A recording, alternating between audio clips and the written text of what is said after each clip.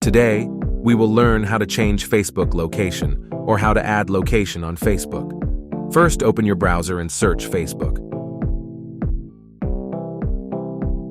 Log in into your Facebook account. This is my Facebook ID, and I want to change my Facebook page location. It's same process for your ID as well as for page, so I am switching into my page. Go to your profile. Click on the About. Scroll down and click on the first option, saying Contact and Basic Information. Just click on that. On the right side, there is Contact List. Click on Add your address. Put your all information here, your address, city, zip code.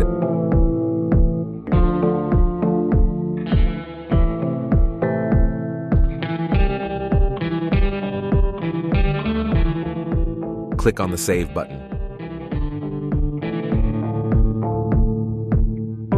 Here you can add your service area, phone number, your